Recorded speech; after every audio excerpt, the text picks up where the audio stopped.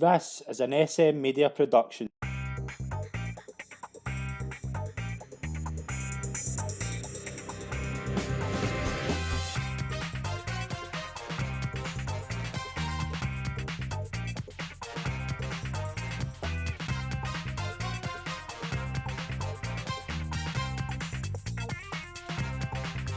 Hi everyone, and welcome to the latest episode of SM Media's Road to Cheltenham. I'm Scott McPike. It's an absolute pleasure to be your host as always. We're delighted to always be joined by from the Scottish Daily Mail, Calum McClurkin. Calum, how are we this weekend? Yeah, all good. How are you? Yeah, all good. It's been a busy weekend as always. What's been your main highlight over the weekend in the horse racing world? I loved Ahoy Senor winning, and I right for two really good Scottish winners there. It's exciting to have these kind of horses near your home patch. They were pretty good, and signs that the rain's coming, so maybe Kilcroot and Sir Gerhard and the likes of that will be out this weekend as well. So takes another step up. Yeah, it could get exciting next week. We're going to take some questions. We've got a lot of questions this week. We're going to start with the first one. Did Nicky Henderson do the right thing pulling Shishkin from the Tingle Creek? Calum, I've been desperate to get your thoughts on this for the past few days. Obviously, if nobody knows the news, Nicky Henderson's pulled Shishkin from the Tingle Creek due to not seeing the same spark. He says there's nothing wrong. It's developed quite a controversy, both for and against the decision. Calum, what's your thoughts on it? Do you agree with it or disagree with it?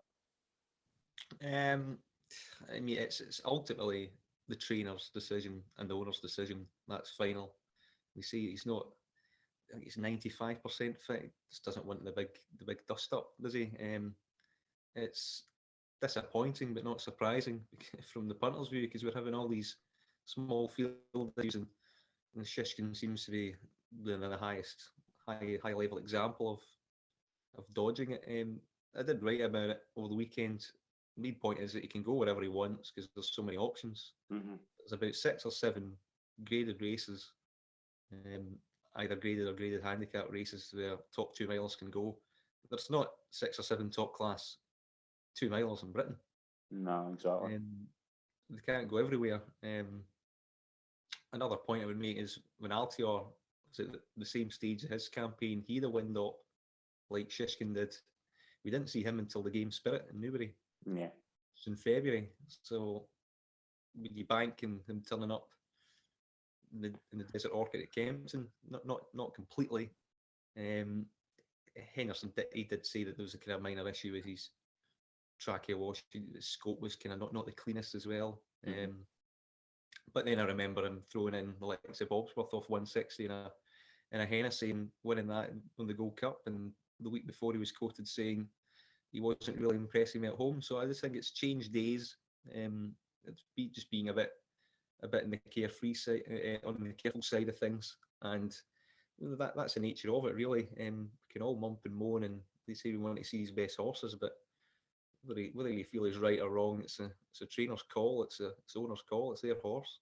I think he's in a kind of lose-lose situation, because if he does it for the reasons he said, then the punters don't get happy. We want to see the best horses taking on one another. We said that last week. We saw all the big debates about the forerunner race and things like that. That's what we want, and we're probably quite selfish as fans of the sport, want to see the best horses taking on one another. But at the end of the day, the welfare is the main thing. That's the trainer's going to think of the welfare of the horse first of all. So, can you disagree with the decision? I don't know, but I just hope he turns up in the Game Spirit. But do you think that alters his progress if he only has maybe 1 or 2 runs before the festival, and like it's a Shakan or Swyan or Gamine could have maybe 3 or even 4 between now and then?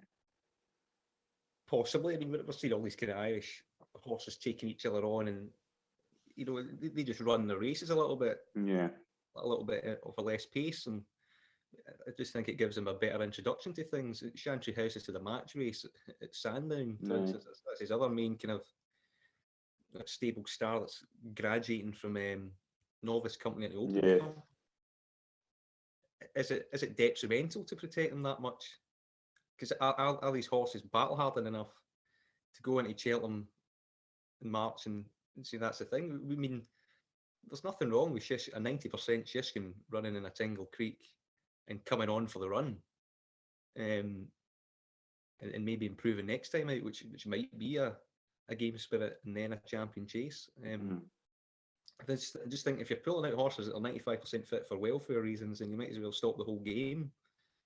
Because I mean, Menelindo wasn't 100% fit, was he? Running down, neither was Delta Work. Say they'll come on for the run. So why can our horses not supposedly come on for the run when they need it?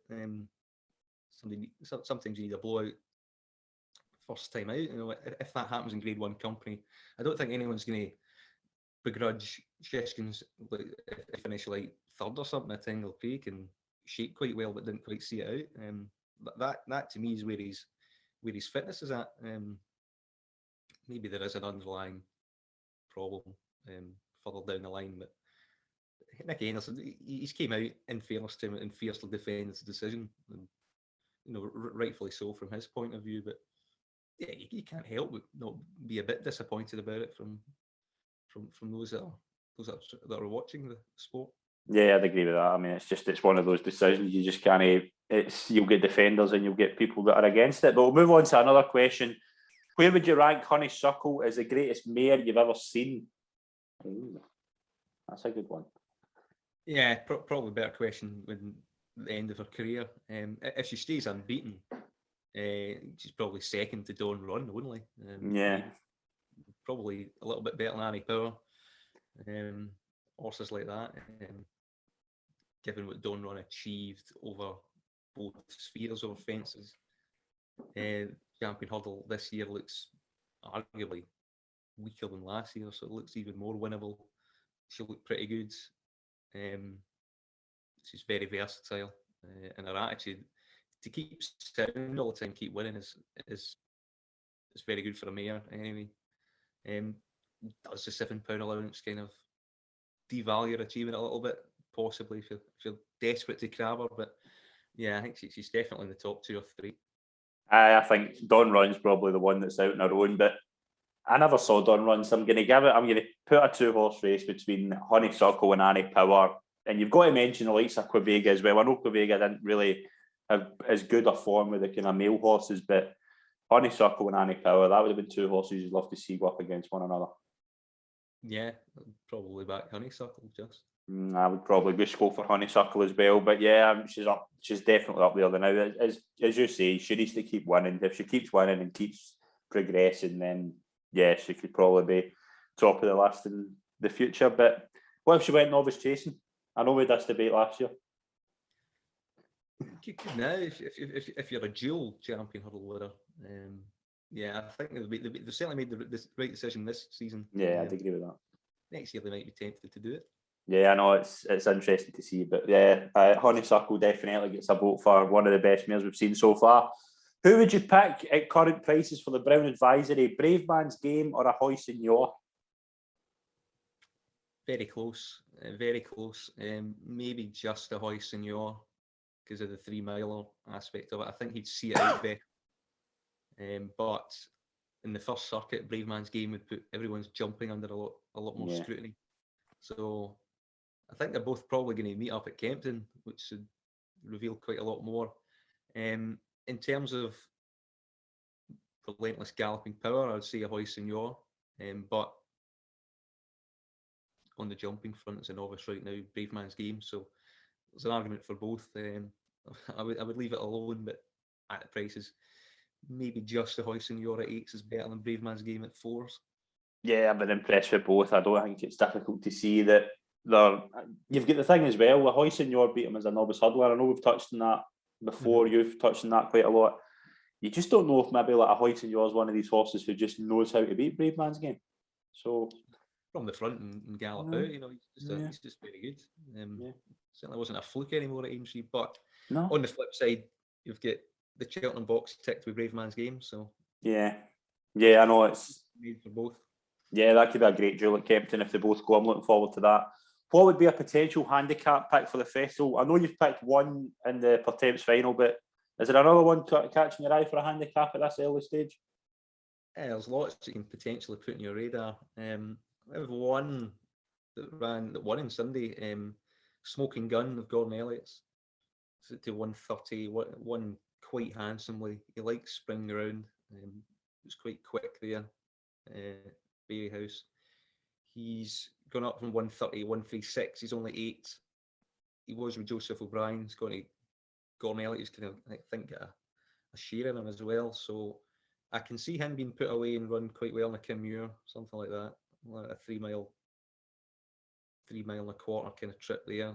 It's a very good strong stayer. They fancied him to run well in his seasonal reappearance where he unshipped, but he made amends second time round and 136. I mean, you need to be under 145, but yeah, he's probably going to get 3 or 4 pounds put in his back. 140 would definitely get you in. So him for a Kim Muir on the long term target might not be too bad.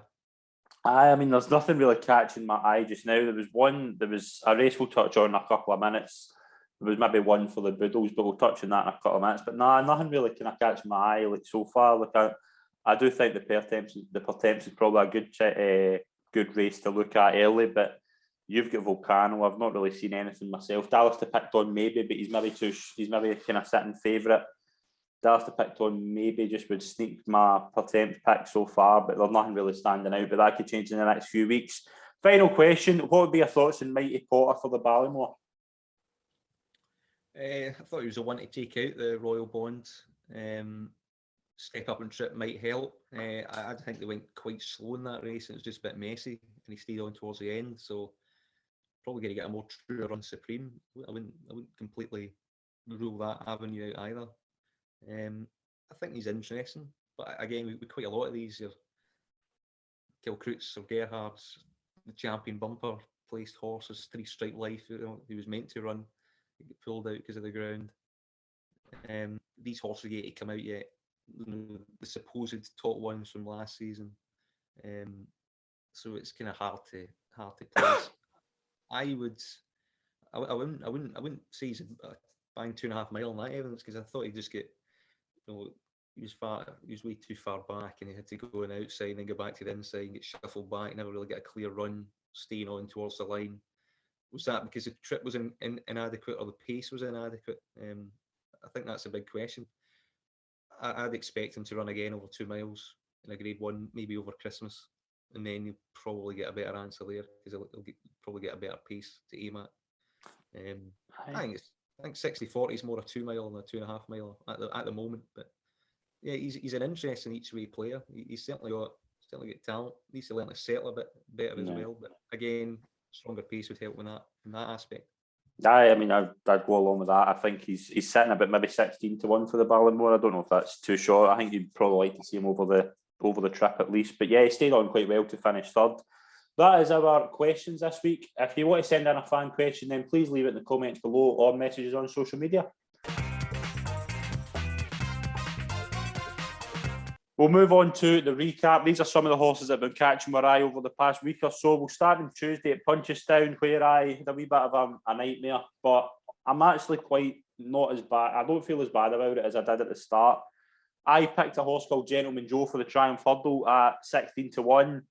He just didn't run well at all. He's out now to 33s, but there was a nice wee takeaway in it for the winner, Ben Siegel for No Mead. He won 20. He's about 25 to the Triumph. I think he could be one for maybe a Boodles if you get into that. Yeah, like Jeff Kidder last year. Nah. The same owner, same connections. Yeah, potentially. Yeah, he was quite well fancied in the market as well before it. He kind of came in for some late support, so he looked pretty decent. He probably needs a moderate run over Christmas or something to get into a Boodles. Exactly what happened to Jeff Kidder. So yeah, he's not going to be 80-1, is he? Nah, he's not going to be 80-1, but he could be one to watch. Gentleman Joe, what was your takeaways for him? Nothing, just a silly pick for me. Disappointing, but I mean, if he needed the run, like a lot of Henry's kind of seemed to need, then you wouldn't completely rule him out, but you'd have to jump better as well for a start. Yeah, he didn't jump well at all, but he could be one to keep an eye on if he's maybe sitting at a kind of big price for Christmas. Keep an eye on him for a place, because I think he might improve for the run. But there was also another Henry de Bromhead horse running on Tuesday at Punchestown, Grand Jury, who was on a lot of folks' radar. Actually, Kevin Blake was a very big speaker of him in the stable tour he did with Henry de Bromhead. he was okay enough. He's still about 25 to the Supreme. It wouldn't set you on fire with how good he was. It was just a kind of standard, kind of run of the mill performance, wasn't it? It wasn't anything special. Yeah, he kind of scrambled over the line, didn't he? He might have needed it. I think he would benefit from softer ground as well. Maybe a step up in trip with the way he shaped, but it was a decent enough starting point, but he'd have to improve quite markedly, I think, to figure in the Supreme. Nah, I mean, he's probably just 25s. I wouldn't really touch him now. I was keen to see how he performed, but he didn't set me in a light. Friday in Newbury, a few horses to mention. Stage Star won a novice hurdle by 7 lengths. He's into 20s for the Ballymore for Paul Nicholls. He could be maybe going to the Charlo. He does look a pretty good horse. And he won it in the exact same time as Brave Man's Game did last, which is an interesting kind of takeaway from that. Is he going to develop as much as him? Who knows? But if he did, then 20s right now would be good, because if he goes into the Charlo, wins that, then you'd imagine he'd be Ballymore bound. So I can see the angle if someone wants to take the risk in it, but you'd probably want to wait to see him at least being entered in the Charlo and see how that shapes up. If you think he can hack up in that, then maybe take it. But again, you've got to think he might dodge it as well, wait for entry or something. So yeah, early days, but it's certainly impressive enough. It all galloped all the way to the line, and it's pretty done with minimal fuss, and done like an odds-on shot should. Yeah, I was impressed. I thought it was a nice performance. I would imagine probably they'll go to the Charlo, but we'll move into the Grade 2, the British Novices Chase. This turned into a bit of a mess, didn't it? Nassalam obviously won. Pic Dory would have probably won if he stayed in his feet, and Miller's Bank would probably have picked up the pieces after that, and then he obviously unseated, but it was just a mess, wasn't it? Yeah, another novice chase, or kind of just below top level, where it's kind of fallen apart a little bit. And then Nassalam's credit to him, he's picked up the pieces, but in terms of Cheltenham clues, I don't think it's going to be that relevant a race. I mean, I don't think there's much Cheltenham clues to take out. I thought T. Clipper would have run better. He might just not get the ground they wanted, but there's nothing really to take out of this, I would say, towards Cheltenham. We'll move into something that we might be able to take out of Cheltenham. A horse called Jonbon for Nicky Henderson, obviously the full brother to Duvan, who's been very, very well thought of, very highly spoken about. He's now into 7-2 favourite for the Supreme. Jumped brilliant, looked really, really good. The only thing I would say is, if you're a time guru out there, don't use this race. It was a bit of a mess at the start, wasn't it? It took a minute to get going, didn't it? Yeah, nobody wanted to make the running. It's interesting enough. Normally that kind of happens for 5-10 seconds, not a whole minute. Yeah, a bit wild. He did it really well. I mean, he was good when he was. The galloping morning at Newbury, apparently he's kind of sweating, fidgety, and sorts of stuff. You're thinking, well, is this going to be another kind of Flinter Sacre, one that just simply won't settle and pull away any chance at the start? No, he was very professional. It was very, very well done. But it's a maiden hurdle. He's one that everyone would expect him to. The second cannot jump. Nah, good risk for all was just a headbanger over a hurdle, wasn't he? His reputation, his hype, and his connections mean that he's now 72 favourite for Supreme. Given that we've not seen Grade 1 winning bumper horses come out yet, it's too short. It's probably too short, yeah. But yeah, I think as well, he was so slick. For a kind of big strapping horse, he did look as if he was slick over a hurdle. I just don't think that shows you how short he is. Like, I remember Vautour, as I said to you the other day, Vautour was going off 11-2 at one point for the Supreme, maybe the week before it, and he went and won it at 4-1. Like, you're not getting 4-1 now in the favourite. Do you know what I mean? Like, it's changed so much. There's just not a lot of value out there right now. But once Crook comes out, Sir Gerhard, Dysart Dynamo, Dart Raven, then you can compare that to those. Exactly. You're probably going to get a better price because he's still going to be in his box by then. Whatever happens, so if Kilcrook's very good, he goes in his main hurdle, he goes in at like 5 to do or something. Jonbon might come out to 4s, and he might come out to 5s as Dysart Dynamo is very good as well. So even those visual impressions that he's left behind, you'll get options now in that market when everyone comes out, and it'll have a truer form. But yeah, I mean, what would he be on the day if all these market rivals were quite good as well? Probably roughly what he is now. So there's certainly no need to go in and dive in at 72. He's not going to shorten quickly until we see him again, probably. Yeah, I think so as well. I think, but you can't knock how impressive he was. He was just really, really slick. Just travelled well. I don't think a lot of punters fancied him because he was drifting a lot. He went out to odds against at one point. Suggested that he probably needed it, and Yeah. a lot of Mickey Henderson's novices have needed the run, so he's bound to come on from it as well. Yeah, but it was a very impressive performance. We've got a new supreme favourite. We'll go to the long distance hurdle where Thomas Darby won. Now, this is an interesting one because I don't think Thomas Darby's up to a stairs hurdle level, but he did this pretty well, didn't he? Yeah, I don't think he likes Cheltenham, No, particularly the new course, which is on, even though he was second in a supreme. So he's just not one to hang your hat on. I backed him in his reappearance, and he was bitterly disappointing. Yeah, brewing up a storm. Thought he needed it, and then he comes out and does that. Plenty of disappointments in behind him. Not on the blind side, was second. He's probably ran his mark, and that's how you could probably. Mrs. Milner was a big disappointment. I thought she would run better. Yeah, 144 she's rated. No. Ran at that mark. She's just maybe not graded level.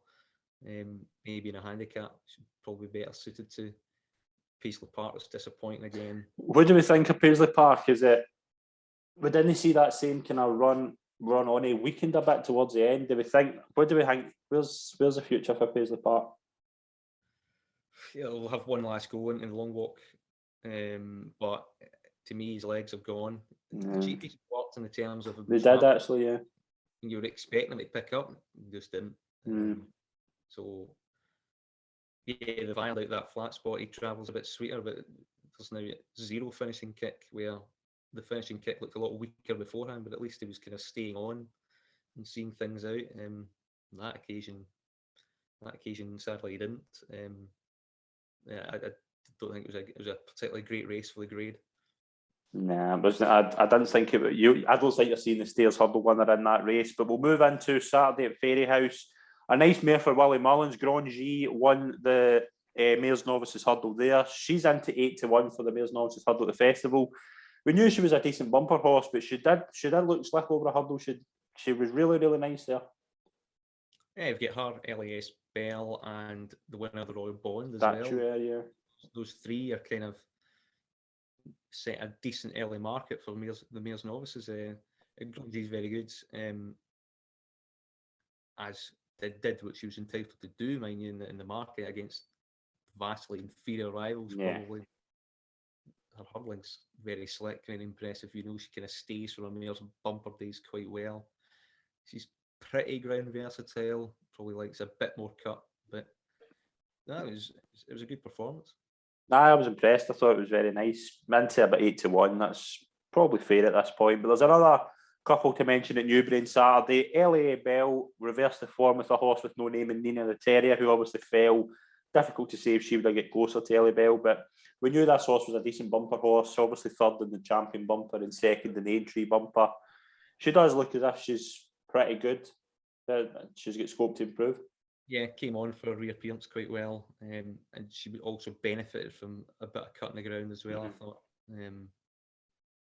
I knew Nina the Terrier did fall, but I think LS Bell was more or less on top by then. So, she's very good. Again, step up, maybe graded company will reveal a lot more about her. I thought it was good. I mean, she's a nice horse. We knew last year she was very, very good. She was beat by the horse Rachel Blackmore rode in the Aintree bumper. I forget her name actually. Me Too, please. I think. Yeah, Me Too, yep. Please. Yeah, she could be another one to watch as well. I'm keen to see how she comes out. But yeah, I mean, Elia Bell 7-1 for the Mares Novice. It's looking now that we've got a few kind of potential candidates for that race. The John Franklin was won by Ahoy Senor for Lucinda Russell. Very impressive. I thought it was a really nice performance. Beat Mr. Incredible, who just didn't travel at all.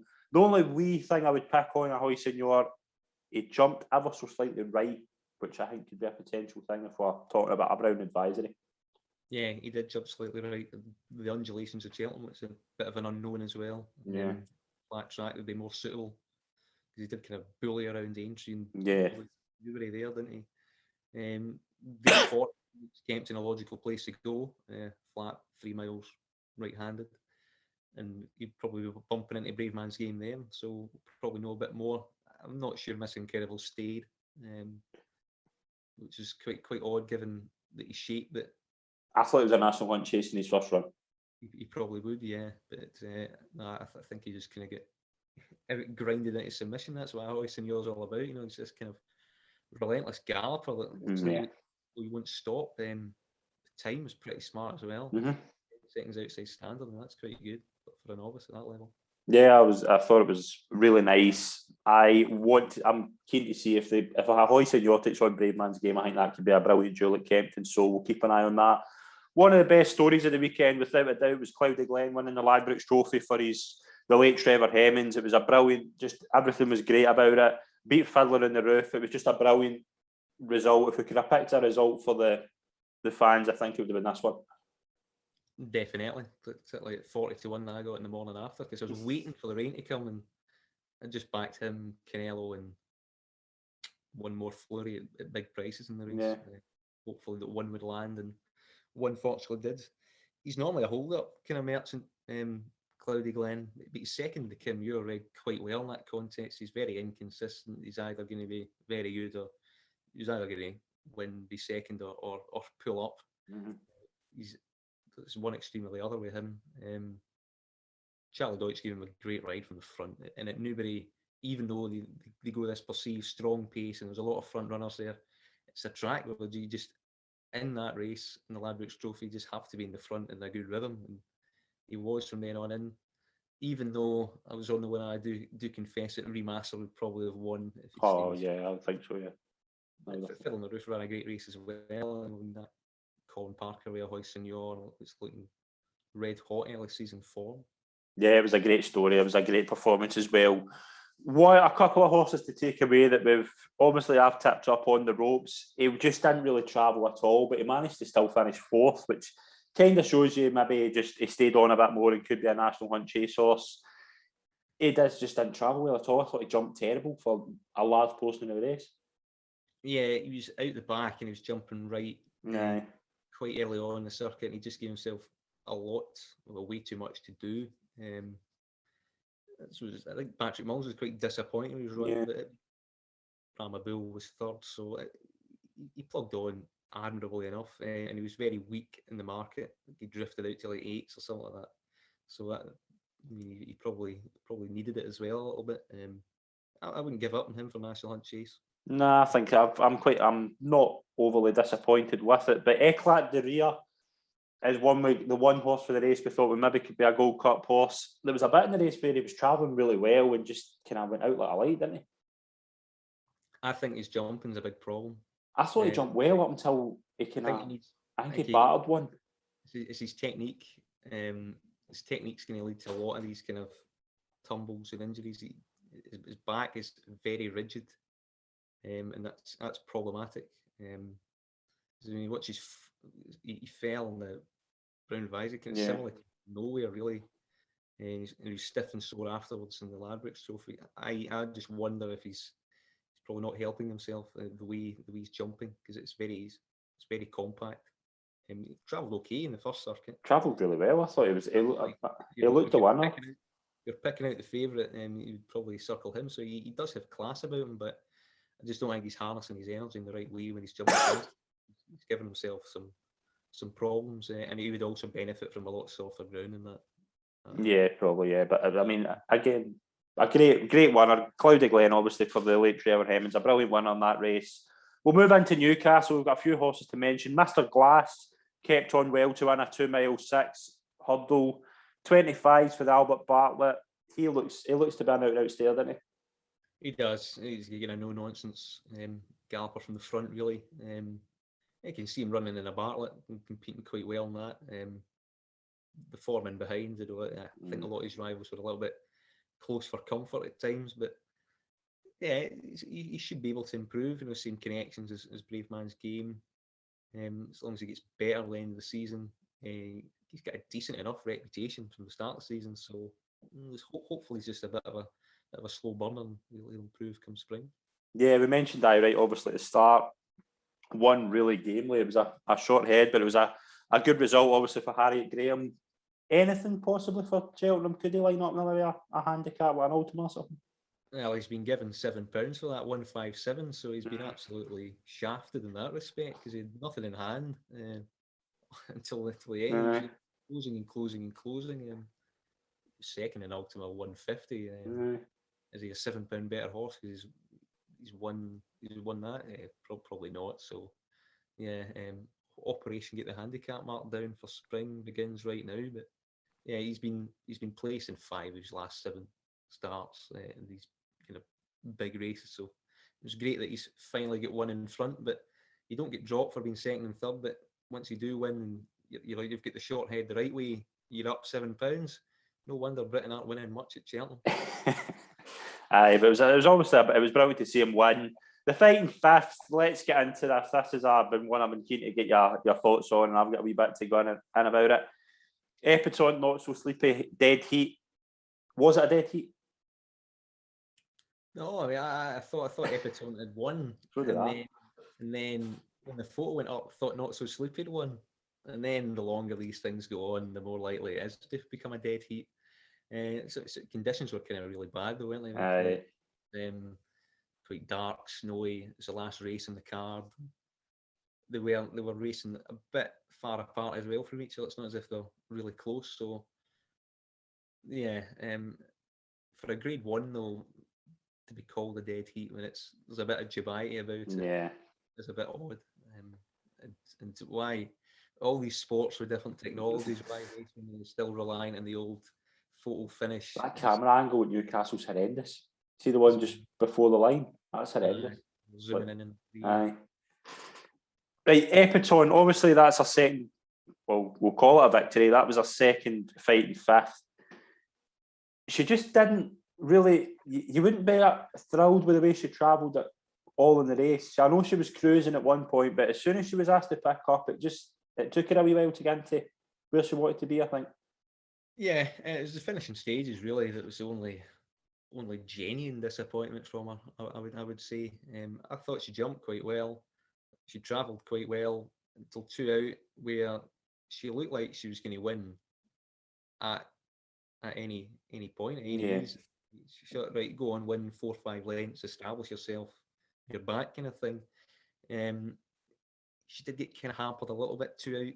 You thought, okay, she's probably lost a length or 2 there. But then over the last, it's Not So Sleepy, they get squeezed out. Sue Royal had a clear run down the outside, couldn't sustain it. Ground probably was starting to tell on him a little bit. Yeah. And I thought just expected Epatone to go through it a little better. I was surprised he took it. I was surprised Coleman took him out the way. I'm surprised he didn't just let her go. I think she would have probably won, definitely. I think he assumed that he had so much horse underneath. Maybe aye. It didn't mask her winning challenge, and it was still 2 out. It was still kind of a long way to go. And you're thinking, but Not So Sleepy was brave and battled back quite well to the line. Honeysuckle fans are not worried. No, but there was one. Obviously, Monmiral was one I want to touch on. There was talk that he finished lame, and I think he got a cut. I would put a line through that. I don't think it was suitable for him. I know a lot of people were fancying him during the day. I think everything went wrong for him, but he still managed to kind of stay on quite well. He's been ridden along early doors, wasn't he? Yeah, I think something must have happened. There was a cut or something. Yeah, I think it was a cut. He did finish lame as well. So yeah, I would definitely be inclined to just put a line through it. But it's kind of the nature of it. It's tough for these 4-year-olds going into 5. Open company, even a race like that, it can go wrong quite easily. So a lot of these kind of horses that are a bit tricky to place, they'll mind them for this season, and then you'll probably see much better horse next term. Yeah, I think you could see maybe a fence for Monmiral in his future, but you might not see him again this season. We'll go to Sunday in Fairyhouse, a terrific card as always, that meeting, but we'll start with the juvenile hurdle. You obviously tipped Fildor last week for the Triumph. He won, but he was made to work for it. Lunar Power was very, very good. It was a good race. It was a really, really enjoyable race. I thought Phil Daw would have won better, but I think we've seen how Lunar Power might be a potential one to watch. Yeah, I mean, Phil Daw just asked him once, and he just did enough, didn't he? No point really kind of doing more than you need to. He's got involved in a race there with probably a decent rival. It's no bad thing. His first race there was no pace at all. Soft grounds. Here he's had a truer run race on better grounds, and he's handled both of them. He's the right favourite. Whether you want to take 92-41. I think 92 is a bit short. It's a bit short. I haven't seen a lot of potential rivals here. He's certainly going to take a good one to beat him. I just like his attitudes. He jumps like he's a very good jumper. How settled he is, and yeah, jump better. And he was jumping a little bit out to his left, which would be a plus at Cheltenham slightly, but with the start. But then when they started quickening the second circuit and the pace lifted, he was straighter. He was quicker. He was a lot better. He was still slipstreaming, and then when Lunar Power kicked first and got first run, he did respond quite well. And I think his best jump was at the last. So I think he's just a very forward juvenile. He might be missing that kind of sparkle that you want in a Triumph favourite, like Zanahiyr did. Zanahiyr put in a breathtaking performance. Yeah, That day it was a lot better than that, and probably in a better race. But it's just his constitution, his forwardness. I think that's what won Quilixios the day last year. It could be enough for Phil Daw if we don't see anything that's going to really impress you at the moment. But I think a lot of them aren't out yet, in fairness. Yeah, I know, but as I say, 92 maybe a bit short for me. But yeah, you can't knock his, as you say, his temperament. I think he's a really nice jumper. He's one of these juveniles that you very rarely see who just goes and attacks a hurdle, which I quite like. I think he's got the temperament of a 5-6-year-old. Yeah. Elliott saying, he doesn't do a stroke, he's really laid back. I think that's what you want to see. Yeah, I mean, it's interesting to see where he'll go next. I would imagine maybe, I don't think it. Would he line up at Christmas, you think, now? Either Chepstow, the finale, the Grade 1 there, where he's probably going to get softer ground, which is preferential for him, or Leopardstown. Yeah, I know, but yeah, he's the right favourite. He's been the most impressive juvenile so far, but I wouldn't totally rule out Lunar Power at 12-1. I think he could be a good bit of value there.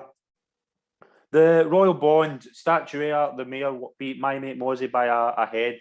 Really nice race. I think you can take probably the first and second and the third as potential kind of Cheltenham options. Statuaire, she's quoted for the Supreme, but she's likely going to turn up in the Mare's Novice. She's sitting about 7-1, kind of joint favourite. What was your overall thoughts on the race? It's an ominous sign when Willie Mullins is probably 4th or 5th, 6th best novice hurdler wins like this in appearance against horses that are quite forward in My Mate Mozzie and Mighty Potter. I thought Mighty Potter kind of hung a little bit and didn't quite settle. I thought he was the one definitely to take out of it because it wasn't run to suit him at all. They went really slow and it was a bit messy. I'm not sure it's going to be that strong form down the line, to be honest. Nah, maybe not. But My Mate Mozzie, I think, was probably the one who was. You would have liked to have seen more if you thought maybe My Mate Mozzie could go and challenge like Sir Jonbon and go. You thought he would just go and close the race, but Statuaire, I mean, she came for the nowhere. last. Aye. He made a big mistake at the last, which probably cost him the race. He also adjust right. He's not really on my shortlist for a Supreme, to be honest. He's probably short enough. Yeah, I mean, it's Statuaire. You've got to give her credit for the way to run terrific ride with Danny Mullins as well. But we'll move into the Drinmore. Beacon Edge won the Drinmore, beating Gabanack on Fury Road. It was an exciting finish, but are you taking anything away for potential Cheltenham close? Well, probably not. Thought Fury Road dodged it again. He needs headgear. I think Gabanack will look the likely winner. He just jumped impeccably until the home straight. Pegged about 4 or 5 fences. Yeah, the longer the race went on, the worse the jumping got. The last home straight was quite bad, which was a surprise because last time out he was absolutely excellent over these fences, and Beacon Edge just came out late and stole it. Stayed on best. I thought they would go quick because a lot of these horses are shaped as if they went 3 miles to be lifetime ambition probably wanted a lot softer ground than that. That might be excusable. I don't think it's the best Drinmore we'll ever see in our lives. No, but we'll close the recap in the best way we can. Honeysuckle, Hatton's Grace, her third Hatton's Grace. There was wee doubts at the start before the race if she was going to turn up due to the ground, but she did turn up and she was absolutely flawless. Just a pleasure to watch, as you say. Just everything, just you could just sit and admire her. She's just outstanding, isn't she? Yeah, Rachel Blackmore rode in the 12:35, I think, and said the ground was okay for her, so that dispelled the rumours quite early on, even though they did persist. But yeah, probably the quickest ground she's raced on. She's always well positioned. Tactically, and I know she could have probably won from anywhere, but she knew Stormy Island was taking too much of a pace. But Roddle pumps a steer in the field, so you don't want to get him, allow him to go too far ahead of you.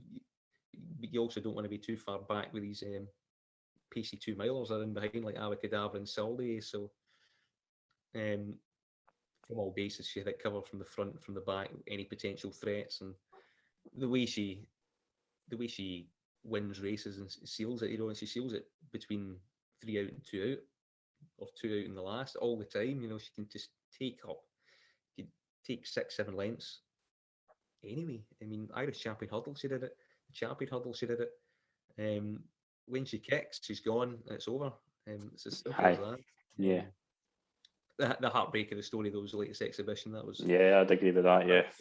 For a yard like that, to lose a stable star in that manner is really hard to take for everyone. It's a very tough watch. So he was a superstar, and obviously they run Monkfish close repeatedly. Never quite get his day. His favourite for the Irish national. It didn't quite pan out for him, but even that race is working out really well. Strong form with Run Wild Fred, stuff like that. So yeah, for Paul Nolan to lose the best horse in the yard by probably a significant margin is really tough to take. But yeah, Honeysuckle really popular, and particularly with the crowds back as well. You need National Hunt Racing does need its icons, and the partnership of Rachel Blackmore and Honeysuckle is nothing can really beat it, can it? I mean, it's 13 out of 13, 9 out of 9 in Grade 1s, and she's looking like she's getting better all the time.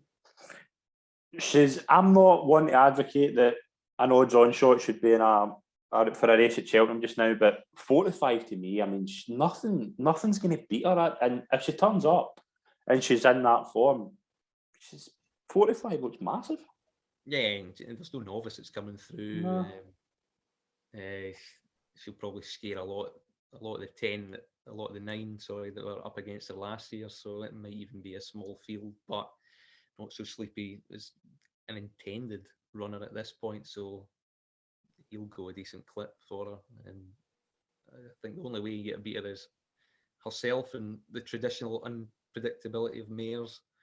But she seems to be bypassing that anyway. And if they go a real crawl, and she's possibly tapped for toe. But again, I think Henry de Bromhead is enough there as well to guarantee that there'll be a decent pace anyway. So yeah, she's certainly going to be number one in everyone's hit list for multiples, that's for sure. Yeah, but another strong performance from Honeysuckle, and we are going to close our recap right there. We'll move into what's coming up, and we've got another exciting weekend ahead. We'll start off in Sandown. We'll start with the Henry VIII Novices Chase, the Grade 1. Third time lucky, does look as if he's going to go. Do you go with, or do you take him on? I think the stiffer track at Sandown might do him in, really. He's an electric jumper. That's his main asset, and Sandown's a stiff jumping test, so there is a bit of a hill there, though. His stamina might be tested, and I wonder if he's going to get the freebie that he might not. There's some decent rivals that are only within a couple of pound of him. So Manila Drama of Donald McCain's is interesting at 6-1. That's the one I thought. I think he might be the one that could upset the party, but it's early days yet. Edelson's good. Warlord, who narrowly beat Manila Drama, I think, last time out. isn't too bad either. So it's a bit of a deeper task for this for third time lucky than his previous two. Yeah, I mean, it looks third time lucky. If he jumps the way we've seen the past two times and is able to handle the track, he should win, but it could be another interesting test for him. The Tingle Creek over the same course and distance, just half an hour after that, could be a really nice race. Chacun Persois looks as if he's going to go. He's about 11 to 8. Nube Negra, who obviously won the Slowers 7 to 4, who's obviously got further than Chacun Persois in the Champion Chase. Greenatine's there at 3 to 1. Allaho still there at 8 to 1. They're not giving up this 2 mile thing with Allaho by the looks of it, but I would imagine he would go to John Durkin on Sunday. Yeah, he's definitely going to go John Durkin. Yeah. Chacun Persois will probably turn up here, although they'll be wanting the rain to come at Sandown, which I don't think they're going to get there. There's not an awful lot of rain forecast for here. Ireland's going to get a lot of rain this weekend, I believe. Yeah, I think Aintree might be okay. Yeah. Sandown might be struggling. They were watering yesterday. That'll suit Nube Negra in that way. What would be your pick? I do think Grenadine's going to run a big race, but I wouldn't be betting right now on it. Nah. I'll wait to see Chacun Persois turns up, but it's most likely going to be between Grenadine, Chacun Persois, and Nube Negra, of course. But I might be tempted with Grenadine because he's definitely trained for it, and the Holden Gold Cup was a big ask off a big weight, and he did shape as if he needed it. And Paul Nicholls is looking for a 12th win of this race, so he definitely likes to target it. And it's not going to be Chacun Persois' big target. It's a reappearance target, but it is Grenadine's, and Nube Negra might be more suited to a Kempton or something like that. Although he does act around Cheltenham perfectly fine, so Sandown really shouldn't be too much of an issue. But perhaps Grenadine, but I'll be waiting at the moment. Yeah, I mean, I like Chacun Persois. I want to see if they just go from the front. I know they said last night, I think Patrick Mullins was on Racing Post last night, and he said they got it wrong in the Champion Chase, so I'm inclined to forgive that run, and I would like to see him go from the front. And I think if he goes from the front for here, he would beat Nube Negra and probably Grenadine. So I would give Chacun Persois a vote, but I want to see if he turns up. Aintree is a couple of good races. Obviously, we've got the Many Clouds Chase, which is quite unknown at this point because Album Photos entered, Champs entered, Protectorate's there as well. We don't know fully if Album Photo is going to go. He could be another one that lines up to John Durkin, but I don't know what to make of this race so far. It's all about who's going to be declared on the final declaration stage. Protectorate certainly will, so he's got a chance. Album Photo, again, I think it hinges on rain. If the rain does come, I think he would probably go over. If it doesn't, probably won't. Champ's a bit similar. He'd probably want rain to start off his season, given the surgery he's had. Yeah. And stuff like that. So probably Protectorate is shaping as if he does need this trip now. Maybe he could be a kind of sleeper in that race and 4-5 to 1, something like that. He could be value. He certainly will be value if the other two top of the market don't turn up. I mean, I would like to see Album Photo go. You want to see Album Photo and Champ, I think, in their day would be a good contest. But I would maybe give a wee mention to Imperial Laura. I know he fell in the Betfair Chase, but if he was to line up and keeps on his feet, I would maybe give him a wee mention. But I mean, it's one of these. We'll definitely be talking more about it during the week. The Beecher Chase, one of the highlights of the Aintree card this year. Iscaria 10, McTotty, Mighty Thunder, they're all kind of similar, kind of 8 to 1 price. Anything early on you fancy here? I really like Iscaria 10. I know I mentioned them a lot last year. Put a line through that run in the Irish National, but I think this could be a really good chance for Iscaria 10 here. Yeah, it's just whether how many of these 150 rated plus horses have got their eye in the Grand National big time and actually using this down the handicap rather than go up it. Mighty Thunder, I think, is quite good. And I think he's a bona fide Grand National contender. Whether he wants to win this off 150, I don't know, but he'll probably go there, go to Warwick, and go to the National like he did with One for Arthur. It'd be great to see him win. Stamina's maybe a bit of a doubt for McTotty to do the Sefton, the Grand Sefton, and the Beecher double would be quite unique. So I think that's probably difficult. I think there might be a value outside in this race. I just haven't get round to looking at it, to be honest. No, I mean, it's interesting. It's another one we'll probably touch on later on, but Iscaria 10 for me, I think, is probably the classiest horse in the race. But again, McTotty's another one to mention as well. Obviously, one earlier on, but yeah, one of these races you're just waiting until later on in the week. Sunday, we've got the John Durkin at Punchestown. Obviously, another exciting race as always. I don't know what's going to turn up here. I would probably say if Allaho turned up and got his ground, it would probably be hard to beat, but it's hard to say right now. We don't have full declarations yet, do we? No, but it looks like Allaho will be there. So, and it'll probably all revolve around him. So Evergreen's going to go to Cork, the hill away. So that's how he's going to split them. If Allaho's firing in all cylinders, then he's going to take a world of beating, isn't he? Envoy Allen's entered. But again, notebook as well. Sam Crow potentially. We'll wait and see, but it's all about Allaho, really, that race.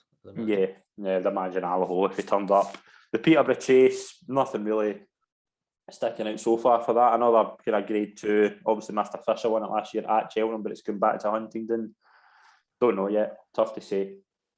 No, I'll be interested if Hitman comes here instead of the one that's. I think he does probably want 2 mile 3, 2 mile 4, although he didn't really see it out well at Exeter when he was supposed to be fully tuned for it. So he's a bit kind of awkward one to place. Can imagine Fussell Raffles run well here. Yeah. All Mankind would probably appreciate it, even though he might have to carry a penalty. But again, it's not a good race. It's one of those races where kind of Nicky Henderson likes to utilise Eldorado Allen for the Tizzards has entered. My favourite master, Tommy Nutter. Oh God, yeah, him. I think he'd probably need a bit more of a break after his last effort, wouldn't you? Yeah, hard to say, isn't it? It's hard to say this race. You just got to wait and see and wait for the final declarations, and you'll probably better terms on the day, to be honest. If it's each way enough, and at least 8 turn up. Yeah, definitely. And that was our look at what's coming up this week. We'll move into our Ante Post picks and we'll show them up just now. Calum, I know it's early days, but is there a particular one you're pleased with your Ante Post portfolio so far? Yeah, probably Phil Door. Pleased that none of them have completely gone yet. Yeah, I've got one. Gentleman Joe's probably a line through him, but yeah, apart from that, I'm quite happy with my wee treble. I thought we were going to see Ellie May. Obviously, they get rained off at Carlisle, but yeah, well, that treble. That race has been rescheduled as part of the entry card. Yes, that's correct. Yep. She could viably turn up there if they get enough rain. Yeah, it's going to be interesting to see. But we'll move into our picks for this week. We've got one each. I will start with Calum. What is your Ante-Post pick for this week's show? I know an old favourite of mine. It's Abacadabra in the Stairs Hurdle at 20-1. I knew you were going for him. I knew that would be your takeaway for that race. Yeah, it was because he stayed on quite well, but it's just a price thing in relation to Buzz, who he beat quite comfortably at Aintree in a grade 1. Yeah. 2 mile 4. Buzz is rated £3 less. Abacadabra's already beat him. Abacadabra's 20-1 for the Stairs Hurdle, which is now his target, and Buzz is 8s because he's won a Cesarewitch in a weak grade 2. Abacadabra, I don't know, does he find much off the bridle and stuff like that, but he's won grade 1s. He's placed in numerous others. He's very consistent normally. I know he fell last time in the Champion Hurdle, but he still rebounded to win at Aintree. He's a spring horse. He revolves around. He comes alive that time. I think he probably needed the run, and he was racing with a horse ambulance for the majority of that race against Honeysuckle. They know they can't beat Honeysuckle, so they're going to try going up and trip. And he seemed to improve for it for 2.5 miles. I thought he'd be doubtful to get 2.5 miles. They're going to up him to 3 at Leopardstown. And if he gets it, he'll go to the Stairs Hurdle. We are on ratings of 158 right now. Buzz is 155. Florin Porter's just above him. So is Tyne Hill. It's not without his compass, and you know how they're going to ride him. He's going to be right out the back, and he's going to come late anyway. They're going to give him the best possible opportunity they can for him to stay. So, in an open race, I just think, and in comparison to what's now more or less a second favourite, he's got a lot more graded form in the book and stamina. It's maybe a bit more of a concern for him than it is for Buzz. But his forms are just a lot better over a longer period of time, over Timber. So I think 20-1 is a bit big. I think he should be probably 14s or 16s. And given this is his target, Gordon Elliott loves targeting Cheltenham in the spring festivals with this horse, so he does it all the time. So I think 20-1, big enough in an quite open looking race. I know I've got Flooring Port in the multiple, and I'd probably stick by him and those two at the moment at that. So yeah, I'm happy enough with 20-1 Abacadabra for the Stairs. Yeah, I think that's a good pick. I was actually thinking I would be surprised if you didn't say Abacadabra this week. I thought he did shape really well in that Hampton's Grace, considering how far back he was. But I mean, that Aintree Hurdle, he beat Buzz relatively well. So you would be inclined to say, why is he 20-1 and Buzz is 7-1? Yeah, so, you know, speed, if the pace collapses from the front or something, it's all about if he gets the trip. I can see him running out the back and picking up horses here, there and everywhere. He looked quite labelled at Punchestown over 2 miles. It looked a bit better over 2.5. So maybe he does want a trip. If you mentioned the Supreme, you'd have thought that barely gets 2 miles and stuff, but he'd be kind of a very weird stare in a way, because he does race. Yeah, it doesn't. If you'd said to me in that the Supreme, it just could be Ambitious, that 2 years later we could be tipping him for a Stairs, I would have said, nah. But now the more I think about it, yeah, I think he could be. I think that Aintree Hurdle win was a big test on him, because I didn't expect that. I thought that would be the last race he would win or go for, to be honest. But yeah, he done it really well. He was the classiest horse in that race. That was the thing. That's what got him by. I think the loose horse, I think, was maybe a bit of a help to him rather than a hindrance. But he was always holding Buzz, and it's just the wrong price for that race at the moment. But the trip is a bit of a worry. But it's his target, Gordon Elliott. He's likely to go there. And there was a big plunge for Fury Road before the off when he was backed into a similar price from 72. So they do like their gambles there. They've got Saturday Berley, I suppose. I think they know he's getting on, like Paisley Park is getting on a little bit, and we're trying something new with Abacadabra, and I'm hoping that it works. Yeah, I can't knock you for that. It's a really good pick.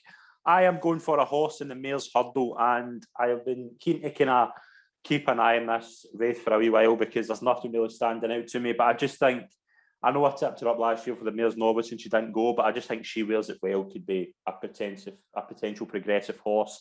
15-2, I've got her at. I'm going to put her up this week. I think she is expected to line up in the next couple of weeks. I know Patrick Mullen spoke really well about her the other day. That was all I needed to hear, because she's been on my radar for a long time.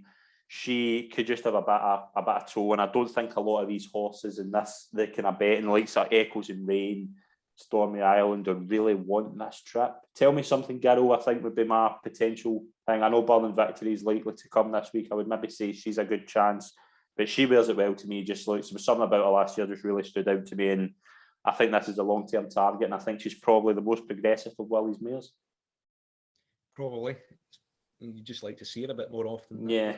The positive bulletins are enough to keep you going, and it's certainly an open race. And there's nothing that's 155 plus here now. Concertistas going over fences and things like that, and Black Tears is in full and retired. So yeah, it's a race that you can definitely afford to take a bit of a stab at, because it's that open. Yeah, that's my pick this week. She Wears It Well. I think she's got a good chance in the Mares Hurdle. And that will do us for this week's show. I want to thank Calum as always for coming on. It's been an absolute pleasure. Yeah, absolute pleasure as always. Brilliant. Thank you very much to everyone tuned in. We're going to be slightly earlier next week. We'll be out on Monday night instead of Tuesday night due to kind of schedules.